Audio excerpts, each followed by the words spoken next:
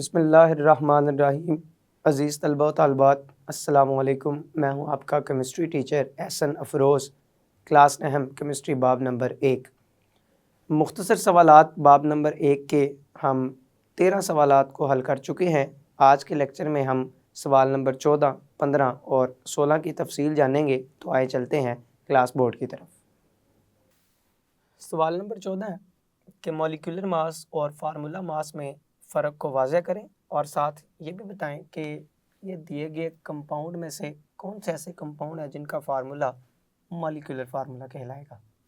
तो सबसे पहले मॉलिक्यूलर मास और फार्मूला मास में फ़र्क करते हैं। मैंने आपको पहले भी बताया है कि फ़र्क करने के लिए मॉलिक्यूलर मास और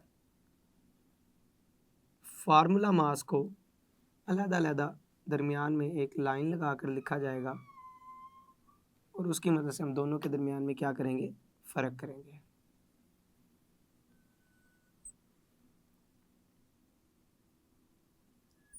तो सबसे पहले मॉलिक्यूलर मास की तारीफ लिखते हैं कि मॉलिक्यूलर मास से क्या मुराद है। किसी भी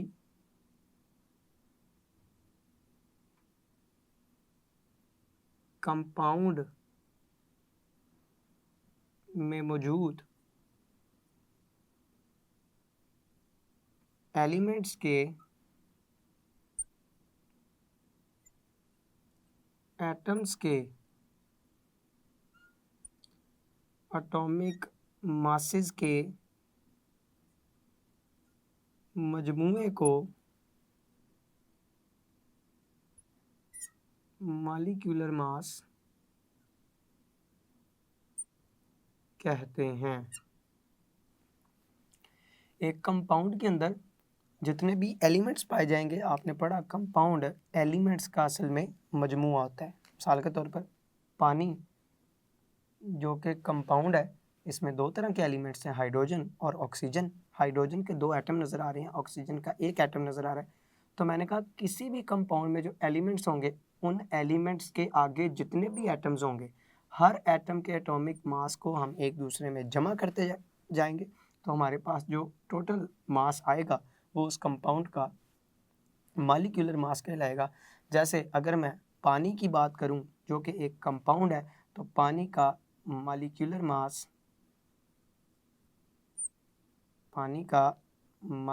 मास कितना होता है, 18 AMU एटॉमिक मास यूनिट।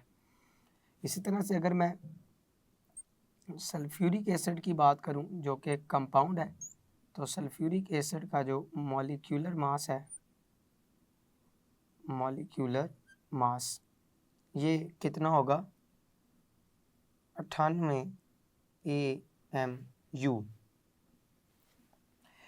दूसरे नंबर पर हम फार्मूला मास की बात करते हैं। फार्मूला मास की सबसे पहले तारीफ करते हैं कि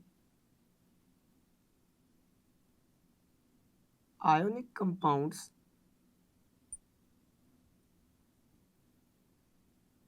सहरुखी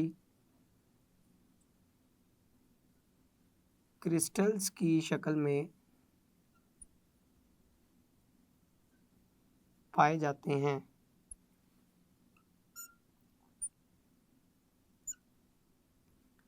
आयनिक कंपाउंड के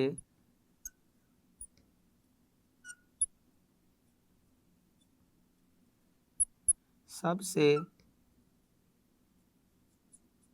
छोटे यूनिट को फार्मूला यूनिट कहते हैं। फार्मूला यूनिट कहते हैं। तो आयनिक कंपाउंड चूँकि सहरुखी क्रिस्टल बनाते हैं, लिहाजा इन क्रिस्टल का जो सबसे छोटा पार्ट होता है, हिस्सा होता है, उसको फार्मूला यूनिट का नाम दिया जाता है। तो फिर फार्मूला मास क्या होगा, किसी भी आयनिक कंपाउंड के एक फार्मूला यूनिट में पाए जाने वाले एटम्स के एटॉमिक मासेस का मजमूआ फार्मूला मास कहलाता है। चूँकि फार्मूला मास आयनिक कंपाउंड का होता है और आयनिक कंपाउंड फार्मूला यूनिट के मिलने से बना होता है, तो हम कह सकते हैं कि इस लिहाज से किसी भी एक शय के, किसी भी शय के एक फार्मूला यूनिट में एटम्स के एटॉमिक मासेस का मजमूआ फार्मूला मास कहलाता है। तो दोनों में फ़र्क याद रखना है। मॉलिक्यूलर मास किसी कंपाउंड के एलिमेंट के एटम के एटॉमिक मासेस का मजमूआ है, जबकि फार्मूला मास किसी आयनिक कंपाउंड के फार्मूला यूनिट में पाए जाने वाले एटम के एटॉमिक मासेस का मजमूआ है। ये फार्मूला यूनिट में पाए जाने वाले एटम्स के एटॉमिक मासेस का मजमूआ है, और मॉलिक्यूलर मास ये कंपाउंड में पाए जाने वाले एलिमेंट के एटम्स के एटॉमिक मासेस का मजमूआ है। मिसाल के तौर पर अगर मैं मिसाल की बात करूं फार्मूला मास में से, तो NaCl सोडियम क्लोराइड, इसके मास को हम क्या कहते हैं? फार्मूला मास, क्योंकि NaCl के पूरे क्रिस्टल का एक छोटा सा यूनिट NaCl है। सोडियम क्लोराइड के पूरे क्रिस्टल का छोटा यूनिट एक NaCl है, जो कि फार्मूला यूनिट कहलाता है। इसमें सोडियम क्लोरीन दो एटम हैं, जिनके एटॉमिक मासेस को मैं जमा करूंगा तो इस NaCl के फार्मूला यूनिट का फार्मूला मास बनेगा, और ये कितना बनता है? 58.5 AMU। इसी तरह से अगर मैं बात करूं कैल्शियम कार्बोनेट, तो ये भी एक आयनिक कंपाउंड है। इसका भी सबसे छोटा यूनिट फार्मूला यूनिट है, और इसका जो फार्मूला मास होगा वो किसके बराबर होगा? इस कंपाउंड में पाए जाने वाले हर एलिमेंट के एटॉमिक मासेस के मजमूए के, जो कि कितना बनेगा? 100 AMU। तो मॉलिक्यूलर मास और फार्मूला मास में आपने फ़र्क को बखूबी समझा। दूसरा हिस्सा था इस सवाल का कि आप बताएं कि इनमें से कौन से मॉलिक्यूलर फार्मूले को जाहिर करने वाले फार्मूले हैं, जैसे sulphuric acid, potassium iodide, NaCl और H2O। इनमें से हमने बताना है। अगर मैं इनमें से बात करूं कि सल्फ्यूरिक एसिड और पानी, ये दोनों चूँकि मॉलिक्यूलर कंपाउंड है, तो मॉलिक्यूलर कंपाउंड का जो फार्मूला होता है वो मॉलिक्यूलर फार्मूला कहलाता है। तो लिहाजा इन दोनों के फार्मूले मॉलिक्यूलर फार्मूले हैं। दूसरे नंबर पर पोटेशियम आयोडाइड और NaCl, ये दोनों चूँकि आयोनिक कंपाउंड है, आयनिक कंपाउंड बना होता है फार्मूला यूनिट के मिलने से, और इनके फार्मूले कौन से फार्मूले होते हैं? एम्पिरिकल फार्मूले। आयनिक कंपाउंड के फार्मूला को एम्पिरिकल फार्मूला से जाहिर किया जाता है, जबकि मॉलिक्यूलर कंपाउंड के फार्मूला को मॉलिक्यूलर फार्मूला से। तो सल्फ्यूरिक एसिड और पानी, ये दोनों मॉलिक्यूलर फार्मूला है, जबकि NaCl और Ki पोटेशियम आयोडाइड, ये दोनों एम्पिरिकल फार्मूला है इन आयनिक कंपाउंड्स के। सवाल नंबर 15 है, 10 ग्राम एल्यूमिनियम में से ज़्यादा एटम होंगे या 10 ग्राम आयरन में? हमने बताना है, हमारे पास दो एलिमेंट के मास बताए हुए हैं, हमने बताना है कि एटम की तादाद किस में ज़्यादा होगी। अगर आपके पास एक तरफ 10 ग्राम एल्यूमिनियम पड़ा हो, दूसरी तरफ 10 ग्राम आयरन पड़ा हो, तो आप बताएं कि एल्यूमिनियम के एटम्स की तादाद ज़्यादा होगी या आयरन के एटम्स की तादाद ज़्यादा होगी। तो पहले मुझे इसके लिए एल्यूमिनियम के एटम्स निकालने पड़ेंगे, फिर आयरन के एटम्स निकालने पड़ेंगे, और दोनों को देख लेंगे कि किसकी तादाद ज़्यादा है। एक बात याद रखें ज़्यादा आसानी से इस सवाल को हल करने के लिए, कि जिसके मोल की तादाद ज़्यादा होगी उसके एटम की तादाद भी ज़्यादा होगी, क्योंकि एटम्स की तादाद किसके ऊपर मुनहसिर है? किसी भी शय के मोल्स की तादाद के ऊपर। किसी भी शय के एक मोल में एटम की तादाद एवोगैड्रो नंबर के बराबर होती है। मोल की तादाद अगर डबल कर दें, 2 गुना कर दें, तो एटम की तादाद भी 2 गुना हो जाए। मोल की तादाद आधी कर दें तो एटम की तादाद भी एवोगैड्रो नंबर से आधी रह जाए। तो हम एटम की तादाद का अंदाज़ा मोल की तादाद की मदद से निकाल सकते हैं। तो मैंने 10 ग्राम एलुमिनियम और 10 ग्राम आयरन में चूँकि एटम की तादाद बतानी है किस में ज़्यादा होगी, तो मैं दोनों में से देख लेता हूँ कि मोल किसके ज़्यादा होंगे। जिसके मोल ज़्यादा होंगे उसमें एटम की तादाद भी ज़्यादा होगी। तो पहले हम एलुमिनियम के मोल मालूम कर लेते हैं, फिर हम आयरन के मोल मालूम कर लेते हैं और इन दोनों के मोल की मदद से हम बता सकते हैं कि किस में एटम की तादाद ज़्यादा होगी। तो सबसे पहले एलुमिनियम के मोल, एलुमिनियम के मोल्स।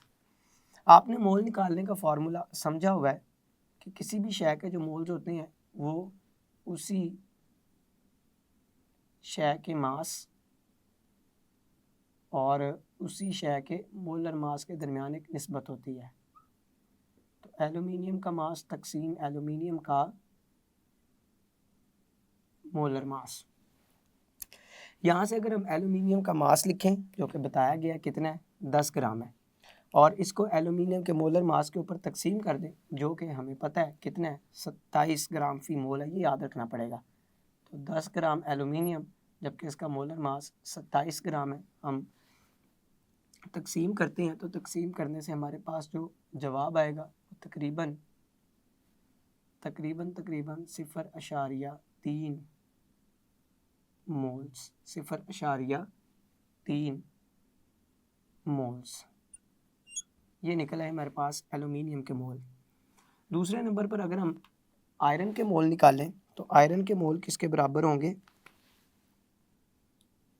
हम लिखेंगे आयरन के मोल्स ये बराबर होंगे आयरन का मास तकसीम आयरन का मोलर मास। आयरन का मास हमें बताया गया है सवाल के अंदर कि वो 10 ग्राम है, जबकि मोलर मास मुझे याद रखना पड़ेगा कि ये 56 ग्राम होता है, और जब मैं इसको हल करूँगा तो मेरे पास जवाब आएगा 0.17 मोल्स। तो आपने आयरन के मोल भी मालूम कर लिए और एलुमिनियम के मोल भी मालूम कर लिए। मैंने आपको शुरू में ही बता दिया जिसके मोल्स की तादाद ज़्यादा होगी उसके एटम्स की तादाद भी क्या होगी, ज़्यादा होगी। तो आप दोनों में से देख सकते हैं कि जो एलुमिनियम के मोल है 10 ग्राम एलुमिनियम के मोल वो 10 ग्राम आयरन की निस्बत तादाद में ज़्यादा है, लिहाजा एलुमिनियम के एटम्स की तादाद भी क्या होगी, ज़्यादा। तो हम नतीजा क्या निकालेंगे कि 10 ग्राम चूँकि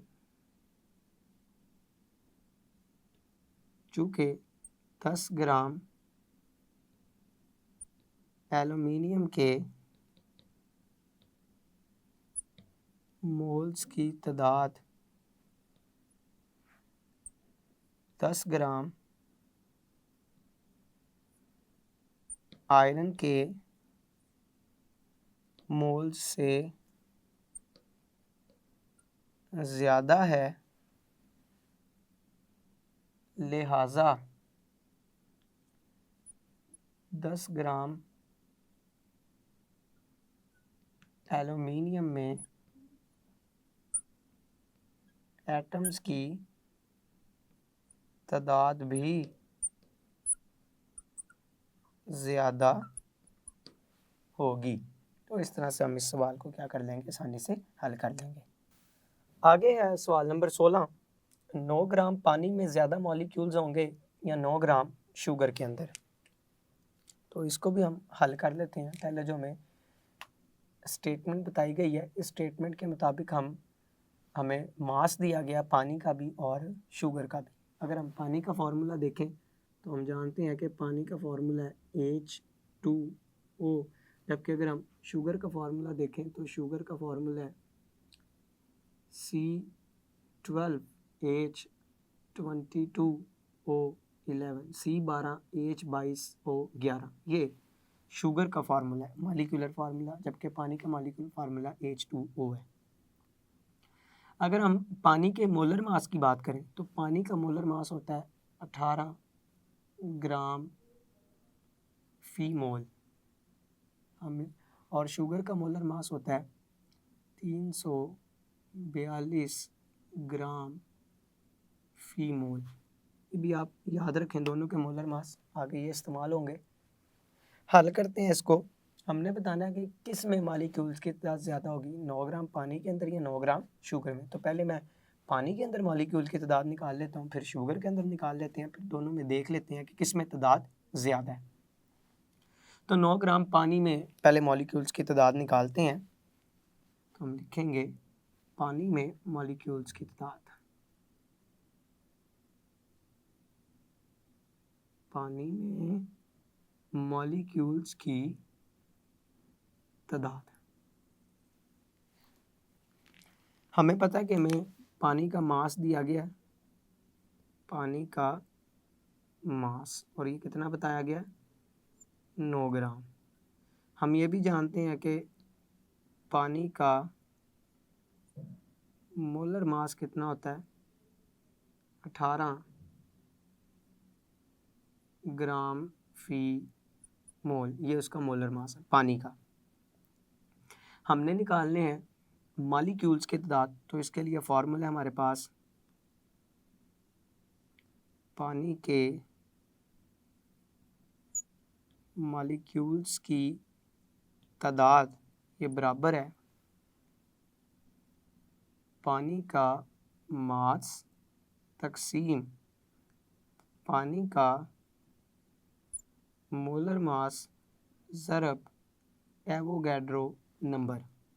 ये फार्मूला है पानी के मॉलिक्यूल की किसी भी शय के मॉलिक्यूल की तादाद निकालने का मास की मदद से।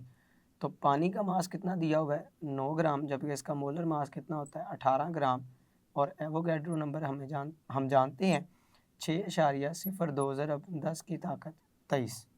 जब हम इसको हल करेंगे तो ये मेरे पास कट के रह जाएगा 1/2 ज़रब 6.02 ज़रब 10 की ताकत 23। जब मैं इसको मज़ीद हल करूँगा तो ये आ जाएगा 3.01, तो ये बन गया 3.01 ज़रब 10 की ताकत 23। ये क्या निकल आए, 9 ग्राम पानी में मॉलिक्यूल्स की तादाद, इतने मॉलिक्यूल्स हैं। ये अभी हमने निकाले हैं किसके, पानी के लिए। अब हम दूसरे नंबर पर मालूम कर लेते हैं किसके लिए, शुगर के लिए। फिर दोनों को देख लेते हैं किस में तादाद ज़्यादा है, किस में तादाद कम है। 9 ग्राम शुगर के अंदर अब कितने होंगे, तो पहले हमें लिखना पड़ेगा कि शुगर का मास कितना है, शुगर का मास बताया गया है 9 ग्राम, जबकि हम जानते हैं कि शुगर का मोलर मास कितना होगा, 342 ग्राम फी मोल। शुगर का फार्मूला होता है C12H22O11।